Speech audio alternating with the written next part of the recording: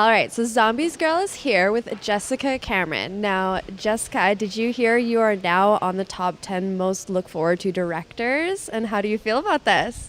I just heard that. It's kind of insane because I never really wanted to direct, which kind of makes it ironic.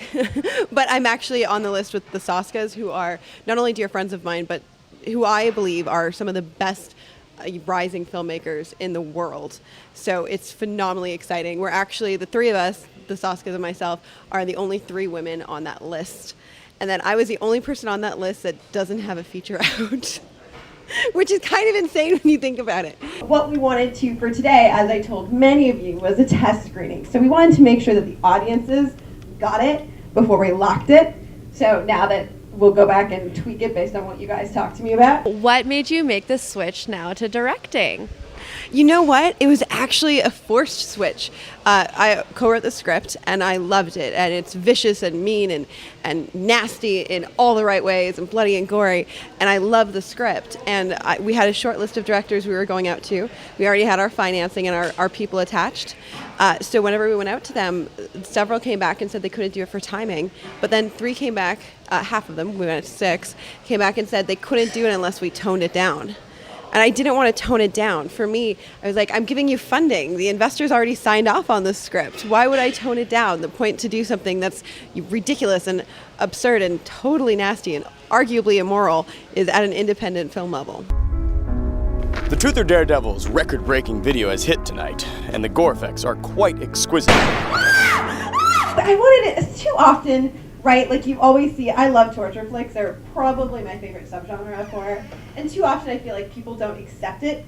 You know what I mean? Like where I think that there is a fight or flight mechanism, but I do think that there's a chance that you're in the situation and you just have the common sense to be like, fuck me, I'm not getting out of this. Like try to go with it until an opportunity arises so I can get out, not try to fight it from the forefront.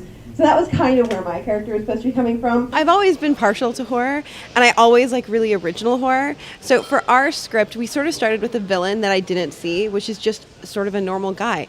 You know, our villain is Derek, is simply an actor who is desperate for fame and work and wants to be known, and he's had an unsuccessful YouTube channel for years. So he sort of snaps whenever this group of 6 gets international fame overnight by rigging the system.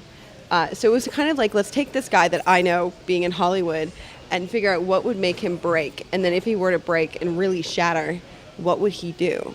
And we kind of just went down that path. And because I'm, you know, such a fan of horror, it went really dark and gritty places.